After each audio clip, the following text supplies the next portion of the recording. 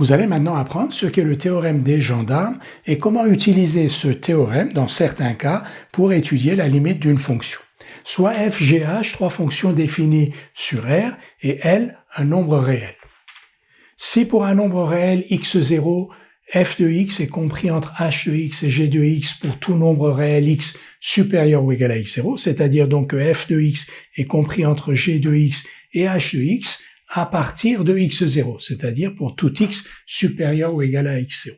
Et si la limite de g de x quand x tend vers plus l'infini est égale à la limite de h de x quand x tend vers plus l'infini égale à L, alors la limite de f de x quand x tend vers plus l'infini est aussi égale à L. Pourquoi théorème des gendarmes? Parce que la fonction f est comprise entre h de x et g de x qui sont donc les gendarmes. Ces gendarmes, g de x et h de x, quand x tend vers plus l'infini, tendent vers L, donc vont vers L. Donc si g et h convergent vers L, f qui est compris entre g et h va aussi converger vers L, c'est-à-dire que limite de f de x quand x tend vers plus l'infini va être égale à L. Une représentation graphique pour mieux comprendre ce théorème. Donc, CF, CG et CH sont donc les courbes représentatives de F, G et H dans un repère orthonormé que vous voyez là.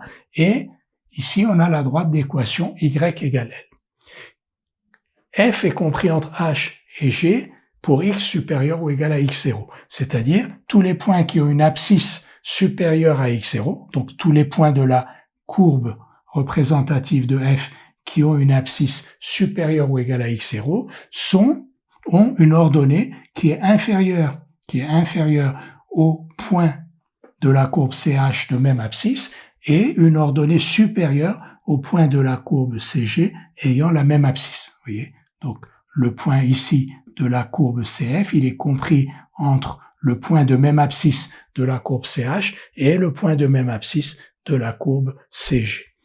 Et comme la limite de h de x quand x tend vers plus l'infini est égale à L, la courbe représentative de h va se rapprocher de plus en plus de la droite d'équation y égale L, elle va tendre vers L, et la courbe représentative de g, CG, va aussi tendre vers L, et la courbe représentative de f qui est entre ces deux courbes va aussi tendre vers L, c'est-à-dire que limite de f de x quand x tend vers plus l'infini est égal à L. On aurait pu écrire ce théorème en moins l'infini, alors je vous invite d'y réfléchir un peu et de voir comment modifier ce théorème pour l'énoncer en moins l'infini et non pas en plus l'infini.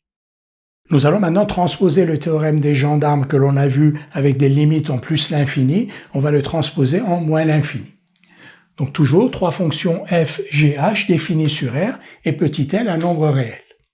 Si pour un nombre réel x0, f de x est compris entre h de x et g de x pour tout x inférieur ou égal à x0, vous voyez ici on a x inférieur ou égal à x0 et non pas x supérieur ou égal à x0, parce que ce qui nous intéresse c'est que f soit compris entre g et h quand x tend vers moins l'infini. Quand x tend vers moins l'infini, c'est-à-dire donc pour x inférieur ou égal à x0. Et donc si g de x est inférieur ou égal à f de x inférieur ou égal à h de x pour tout x inférieur ou égal à x0, et si de plus la limite de g de x quand x tend vers moins l'infini est égale à la limite de h de x quand x tend vers moins l'infini égale à L, alors le théorème des gendarmes nous dit que la limite de f de x quand x tend vers moins l'infini est aussi égale à L. Les gendarmes sont g et h. Quand x tend vers moins l'infini, g et h tendent vers L. Donc f qui est compris entre g et h va aussi tendre vers L quand x tend vers moins l'infini. Et donc limite de f de x quand x tend vers moins l'infini est égale à L. Ce qui est représenté, ce théorème, est illustré sur ce schéma.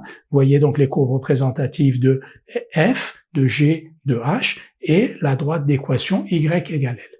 La courbe représentative de f pour des abscisses, pour les points dont les abscisses sont inférieures ou égales à x0 est comprise entre la courbe représentative de h, ici la courbe en rouge, et la courbe représentative de g, c'est-à-dire la courbe en bleu. Donc cette courbe CF, vous voyez, à partir, pour tous les points dont l'abscisse est inférieure à x0, cette courbe, elle est bien comprise entre la courbe bleue et la courbe rouge. la courbe rouge et la courbe bleue tendent vers la droite y égale L quand x tend vers moins l'infini. Donc la courbe CF, qui est comprise entre ces deux courbes, va aussi tendre vers la droite d'équation y égale L quand x tend vers moins l'infini.